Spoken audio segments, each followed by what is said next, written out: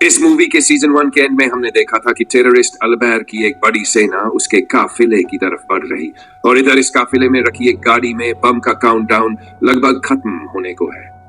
करण क्या इन दोनों खतरनाक खतरों का सामना कर पाएगा? सीजन 2 शुरू होता है तुर्की की आर्मी के हेडक्वार्टर से, जहां दिखाया जाता है कि लेडी कमांडो यास्मीन अपने जनरल को बताती है कि उनकी टीम बुरी तरह फंस गई है। एक तरफ बम है और दूसरी तरफ अल्बैर की सेना उनकी ओर बढ़ रही है और वहीं गैंग मशीन गन स्प्रेड करके उन पर हमला करने की तैयारी कर रहा है। जनरल कमांडो यास्मीन से पूछता है कि वहां कितने आर्मी मेंबर हैं। यास्मीन बताती है कि वहां कमांडो कर्ण और 2 स्नाइपर के साथ कुल 11 लोगों की एक स्पॉट टीम है। जनरल कहता है कि उस गैंग को खत्म करने के लिए यही स्पॉट टीम काफी है। उधर दिखाया जाता है कि लेडी स्नाइपर दौड़ते हुए आकर कर्ण को बताती है कि अल्बैर अपनी बड़ी सेना लेकर उनकी तरफ बढ़ रहा है। तभी एक और कमांडो आकर बताता है कि वो गाड़ी पूरी तरह हमसे भरी हुई है और काउंटडाउन में सिर्फ 4 मिनट। ये सब सुनते ही करण उस लड़की को ढूंढने लगता है जिसने असल में वो बम से भरी गाड़ी वहां लाई थी। तभी वे देखते हैं कि वही लड़की उस काफिले के एक आदमी को होस्टेज बनाकर वहां से भागने की कोशिश कर रही है, लेकिन करण उसे रोकता है तो वो सीधे उस आदमी के हाथ पर गोली चला देती है और सबको धमकाती है कि अगर कोई एक कदम भी आगे बढ़ा तो अगली गोली सीधे उसके सिर में मार देगी। करण सबको आगे बढ़ने से रोकता है। तभी वही लड़की धीरे धीरे गाड़ी की ओर बढ़ती है और सीधे उस गाड़ी में चढ़ जाती है जिसमें बम रखा है। गाड़ी में चढ़कर वह उसे लेकर वहां से चली जाती है, लेकिन जाने से पहले वह अपना मोबाइल जानबूझकर फेंक देती है ताकि करण उसकी पहचान पता कर सके और उसी मोबाइल से टेररिस्ट अल्बैर के कुछ क्रिटिकल लोकेशन मिल सके। लड़की के चले जाने के बाद पूरी टीम काफिले से सबको सुरक्षित बाहर निकाल लेती है और उसे खाली कर देती है। वहीं अल्बैर की सेना की कड़ी में हम एक लीडर को देखते हैं जिसका नाम सलमान है। यही आदमी पूरी गैंग का लीडर है और अल्बैर उसके सबसे करीब था। उधर वही लड़की सीधे सलमान की सेना के सामने पहुंच जाती है, फिर भी वह रुके बिना आगे बढ़ती रहती है। दूसरी तरफ स्पॉटी मधुर से काफिले को देखते हुए स्नाइपर की तरह इंतजार करती रहती है, लेकिन वे देखते हैं कि बम से भरी गाड़ी सलमान की सेना के सामने आकर रुक जाती है। ठीक उसी समय एक ब्लास्ट होता है और सलमान की पूरी सेना समेत वे सब आग में जलकर मर जाते हैं। इस घटना के चलते करण बिना कुछ किए दो खतरनाक खतरों से बच निकलता है, लेकिन कर्ण को समझ आता है कि खतरा इतनी आसानी से पीछे नहीं हटता, बल्कि आगे और भी बड़े खतरे आने वाले हैं। इसलिए वह उस लड़की द्वारा फेंके गए मोबाइल को चेक करता है। वहां उन्हें सलमान का एक वीडियो फाइल मिलता है। अब उस वीडियो से उन्हें पता चलता है कि असल में इस लड़की को यहाँ बम के साथ खुद सलमान ने भेजा था। इस घटना से करण काफी फिक्र में पड़ जाता है। वजह यह है कि अगर इस लड़की को पहले से पता था कि इस गाड़ी में बम है तो फिर उसने वो गाड़ी लेकर सलमान पर हमला क्यों किया। लेकिन अगले सीन में दिखाया जाता है कि सलमान अभी जिंदा है। वह वहां से अपने अड्डे पर लौटता है और सबसे पूछता है कि उनके बीच कौन ऐसा है जो तुर्की की आर्मी के लिए काम करता है। साथ ही उनके अड्डे के सारे सीक्रेट्स उसके पास लीक हो रहे हैं। तभी मोहम्मद कादरी नाम का एक आदमी आता है और कहता है कि बगावत के नाम पर जो आप कर रहे हैं वो बिल्कुल गलत है और देश के खिलाफ है। लेकिन सलमान कोई मौका नहीं देता और अपनी कमर से चाकू निकालकर उस आदमी की गर्दन काट देता है और सबको धमकाता है कि अगर दूसरी बार कोई ऐसा गलत काम करेगा तो उसकी हालत इससे भी ज्यादा खतरनाक। अगले सीन में हम देखते हैं कि वह मिस्टीरियस लड़की असल में उस ब्लास्ट में भी नहीं मरी। इस लड़की का नाम डैंसी है। फ्लैशबैक में हमें पता चलता है कि जब वह गाड़ी लेकर सलमान के पास पहुंचती है, ब्लास्ट के पहले ही वह गाड़ी से कूदकर पहाड़ के पीछे जाकर सुरक्षित जगह ले लेती है। तभी वह देखती है कि 2 टेररिस्ट उसे ढूंढते हुए वहां पहुंच रहे हैं, इसलिए वह अपनी बंदूक निकालती है। लेकिन तब उसे पता चलता है कि उसकी बंदूक में सिर्फ एक ही गोली बची है। वह पास में पड़े एक पत्थर को उठाती है और जोर से एक टेररिस्ट के सिर पर मार देती। फिर वह बचे हुए दूसरे टेररिस्ट को उसी एक गोली से मार देती है। बचा हुआ एक और टेररिस्ट उस पर हमला करता है, लेकिन चढ़कर वह उसे भी अपनी राइफल से मार देती है। इसके बाद वह उस टेररिस्ट के कपड़े उतार कर खुद पहन लेती है और वहां से निकल जाती है। दूसरी तरफ हम देखते हैं कि कब्रिस्तान में कर्ण के पिता हैं। उन्होंने अपने बड़े बेटे की कब्र पर फूलों के पौधे लगाए हैं और उनकी देखभाल कर रहे हैं। तभी कोई उनके पीछे खड़ा होता है और उन्हें फॉलो करते हुए आगे बढ़ता है। उधर कर्ण अपनी टीम के साथ मीटिंग करता है और उस काफिले के लीडर को बताता है कि उनका खतरा अभी खत्म नहीं हुआ, इसलिए उसकी टीम यहाँ और कुछ दिन तक गार्ड बनाए रखेगी। इसी बीच डैंसी सलमान के अड्डे पर पहुंच जाती है और सीधे सलमान पर बंदूक तान देती है। जब सलमान को पता चलता है कि वह अब भी जिंदा है तो वह अपनी सेना को उसे पकड़ने का ऑर्डर देता है। आखिरकार वे डैंसी को काबू कर लेते हैं और उसे बंदी बना लेते हैं। दूसरी तरफ दिखाया जाता है कि रात के समय कर्ण की टीम पूरे पहाड़ में फैल जाती है और नाइट विजन एक्टिवेट करके सब गार्ड देते रहते हैं।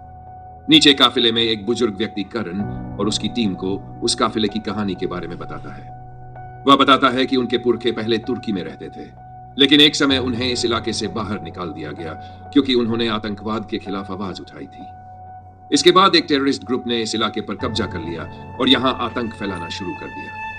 उसी समय काफिले में एक बच्चा उनका झंडा लेकर आता है और बताता है कि यही उनका नेशनल झंडा है। वह कहता है कि वह अगले दिन पहाड़ की चोटी पर जाकर इस झंडे को लहराएगा, क्योंकि यह उनके पुरखों की पहचान है।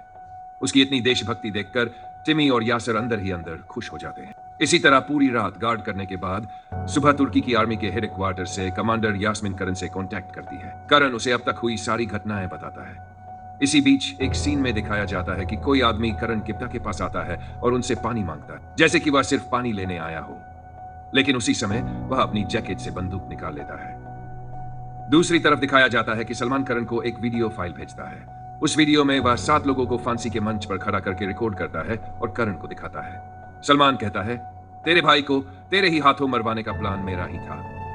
मैं तुझे समझाना चाहता हूं कि मेरे साथ दुश्मनी करने का दर्द क्या होता है। तूने मेरे सबसे भरोसेमंद आदमी को मार दिया। अब मैं मासूम लोगों पर हमला करूंगा और उन्हें दर्द देकर मारूंगा। और अगर तू उन्हें बचाना चाहता है तो खुद को मेरी गैंग के सामने सरेंडर कर दे। यह सब देखकर सिरहान नाम का एक कमांडो कहता है कि वह तुर्की से पूरी कमांडो फोर्स लेकर आएगा और इस लड़ाई को खत्म कर देगा। लेकिन करन उसे रोकते हुए कहता है कि अगर वे सीधे हमला करेंगे तो वे इस गैंग की जड़ तक नहीं पहुंच पाएंगे, क्योंकि इस गैंग का लीडर सलमान सीधे सामने नहीं आता, इसलिए उसे पकड़ने के लिए अलग तरीका अपनाना होगा। उसी समय वहां हेलीकॉप्टर से एक लेफ्टिनेंट आता है और टीम की जानकारी लेता है। जब उसे पता चलता है कि स्थिति कितनी खतरनाक है तो वह करन को समझाता है कि इस मिशन में अकेले जाना सही नहीं है। लेकिन करन उसकी बात मानने से इनकार कर देता है। इसलिए वह लेफ्टिनेंट वापस लौट जाता है और यास्मिन को सब कुछ बता देता है। अब यास्मिन अपने जनरल को बताती है कि करन अकेले ही इतनी बड़ी गैंग से लड़ने जा रहा है, बिना किसी बैकअप के। जनरल कहता है कि वह शुरू से ही जिद्दी है और किसी की नहीं सुनता, इसलिए यास्मिन को आदेश दिया जाता है कि वह उस पर ड्रोन से नजर रखे। दूसरी तरफ सभी लोग मिलकर अपनी इमरजेंसी गियर और हथियार तैयार करते हैं। हर कोई खतरनाक वेस्ट पहनता है और काफिले से घोड़े लेकर टेररिस्ट के अड्डे की ओर निकल पड़ते हैं। कुछ समय बाद जब सलमान उन कैदियों को फांसी देने का आदेश देने ही वाला होता है, तभी अचानक एक खाली घोड़ा फांसी के मंच के सामने आकर रुक जाता है। कोई कुछ समझ पाता है या नहीं, लेकिन टैंजी नाम की लड़की ठीक से समझ जाती है कि अब यहाँ क्या होने वाला है। सलमान कुछ समझ पाता, उससे पहले ही एक एक करके शूटिंग शुरू हो जाती है। एक ग्रुप कमांडो फांसी की रस्सियों को काट देता है और दूसरा ग्रुप लगातार गोली चलाते हुए अंधेरे में सलमान की गैंग को मारता रहता है। इस तरह सिर्फ 3 मिनट में कमांडो फोर्स सभी टेररिस्ट्स को खत्म कर देती। जब वे आगे बढ़ते हैं, सलमान वहां से भागने लगता है क्योंकि उसे कोई मौका नहीं मिला। लेकिन जैसे ही वह जंगल से बाहर निकलता है, 2 कमांडो उस पर हमला कर देते हैं। सलमान अपनी गैंग के कई लोगों को खो देता है और अब करन सीधे उसके सामने खड़ा होता है। बिना कुछ बोले करन उसकी गर्दन में चेन डाल देता है। इसी बीच सभी के मारे जाने के बाद टैंजी नाम की लड़की मौके का फायदा उठाकर उस जगह से सुरंग के रास्ते भाग जाती है। दूसरी तरफ दिखाया जाता है करन के पिता को वह लड़का अपनी बंदूक से पॉइंट करके होस्टेज बना लेता। वही करन सलमान को पढ़कर उस काफिले में वापस आ चुका है। इसी समय करन को अपने पिता का एक कॉल आता है और वह समझ जाता है कि किसी ने उसके पिता को होस्टेज बना लिया है। यह लड़का खुद सलमान का बेटा है, जिसका नाम देगन है। क्योंकि सलमान जानता था कि तुर्की के कमांडो कितने खतरनाक हैं, इसलिए वह अपने बेटे को बैकअप के तौर पर भेजता है ताकि करन के कमजोर हिस्से पर हमला किया जा सके। लेकिन करन भी कम नहीं है। वह तुरंत यास्मीन को एक स्नाइपर के साथ अपने पिता के घर के सामने भेज देता है। यास्मीन दूर से एनिमी को डिटेक्ट करती है और स्नाइपर को शूट करने का ऑर्डर देती है। जब वह स्नाइपर अब देगन को शूट करता है तो गोली उसके हाथ में लग जाती है। देगन समझ जाता है कि यहाँ स्नाइपर मौजूद है, इसलिए वह करन के पिता को छोड़कर वहां से भाग जाता है। इसके बाद यास्मीन करन को कॉल करके कंफर्म करती है कि उसके पिता बिल्कुल सुरक्षित है। सलमान का बेटा देगन एक टैक्सी लेकर किसी दूसरे अड्डे पर पहुंचता है। वहां उसका अजीब एक्शन और हाथ में लगी गोली देखकर टैक्सी ड्राइवर को शक होता है, लेकिन वह कुछ नहीं कहता, उसे उतार देता है और चला जाता है। फिर देगन किसी डॉक्टर के पास पहुंचता है और डॉक्टर से कहता है कि जल्दी से उसके हाथ से गोली निकाले। दूसरी तरफ दिखाया जाता है कि डेंजी जंगल में कुछ डॉक्यूमेंट्स बैग में पैक कर रहा है। इसी समय सलमान की ओर से कुछ गैंग के लोग वहां खोजते हुए पहुंचते हैं, लेकिन डेंजी उन्हें देख लेता है। जब वे डेंजी पर अटैक करना चाहते हैं तो वह कहता है कि अगर तुम अपने लीडर को बचाना चाहते हो तो मैं तुम्हारी पूरी मदद करूं, क्योंकि केवल मैं जानता हूं कि तुर्की के कमांडो तुम्हारे लीडर सलमान को कहां रख सकते हैं। अगले दिन सुबह करन और उसकी टीम उस काफिले में लौटते हैं। वे सलमान को पकड़कर बांधते हैं और हेलीकॉप्टर में डालते हैं और टीम के बाकी सदस्य काफिले के सभी लोगों से विदाई लेने लगते हैं। जाने से पहले सभी कमांडो उस काफिले की तरफ मुड़कर इज्जत के साथ सलाम करते हैं और काफिले के सभी लोग उन्हें मुस्कुराते हुए विदा करते हैं। वहां से करन सीधे अपने घर वापस लौट आता है। रात के खाने के समय करन के पिता उसे बताते हैं, एक एक करके मैंने तुम्हारी माँ और भाई को, अब अगर मैं तुम्हें भी खो दूं तो मेरे पास और कुछ नहीं बचेगा। पिता की ये बात सुनकर करण इमोशनल हो जाता है और अपने पिता को गले लगा लेता है, लेकिन वह अपने पिता को समझाता है कि वह तो देश की भलाई के लिए ही काम कर रहा है। कई लोग चाहकर भी ऐसा मौका नहीं पाते। रात में सोते समय करण अपनी माँ और भाई की फोटोज की तरफ देखकर रोने लगता है, क्योंकि उसकी ही गलती की वजह से आज वे उसके साथ नहीं है। अगले सीन में दिखाया जाता है कि सलमान का बेटा देगन उस डॉक्टर के घर होश में आता है। तब वह डॉक्टर कहता है, मैं जान गया हूँ तुम कौन हो। लेकिन देगन डॉक्टर को बहुत सारे पैसे देकर चुप रहने के लिए कहता है। जब डॉक्टर कहता है कि वह देश के लोगों के साथ धोखा नहीं करेगा, तो देगन डॉक्टर की गर्दन पर सीजर ब्लेड रखकर धमकी देता है कि अगर उसने उसकी पहचान रिवील की तो वह उसकी जान ले लेगा। लेकिन इसी बीच दिखाया जाता है कि वह डॉक्टर पहले ही कमांडो फोर्स को बता चुका है कि टेररिस्ट सलमान का बेटा उसके पास है। इसके बाद कमांडो टीम का स्नाइपर उसे खत्म करने के लिए भेजा जाता है। लेकिन जब स्नाइपर देखता है कि देगन डॉक्टर को पैसे का बंडल दे रहा है, तो वह शूट नहीं करता, क्योंकि यास्मीन यह जानना चाहती थी कि अगर सलमान का बेटा इस गैंग से जुड़ा है तो इसका मतलब है कि इस गैंग के और भी सदस्य हैं। इसलिए स्नाइपर को ऑर्डर दिया जाता है कि शूट न करे और उसे फॉलो करे।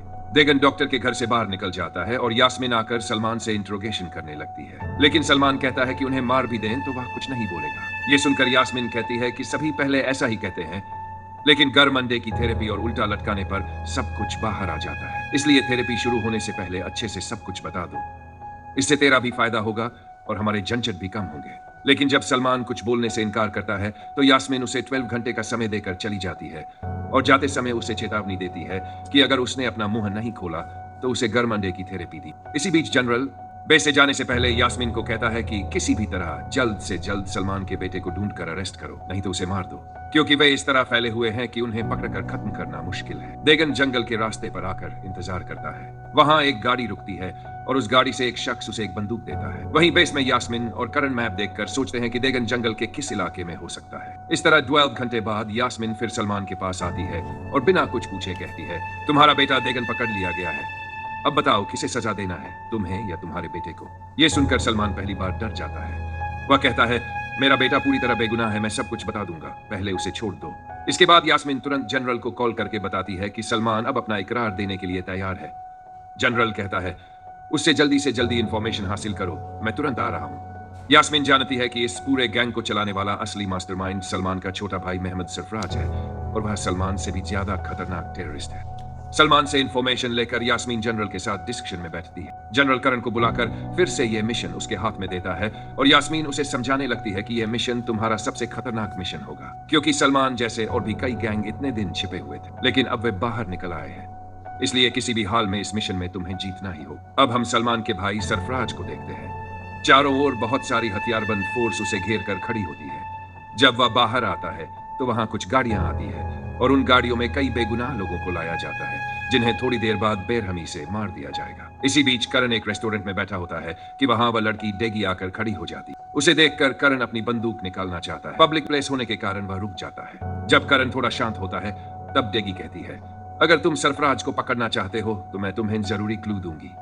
करण उससे पूछता है कि क्या वह उनके गैंग की मेंबर है। जवाब में डेगी कहती है, अगर मैं उनके मेंबर होती तो क्लू देने के लिए मैं तुम्हारे सामने नहीं आती।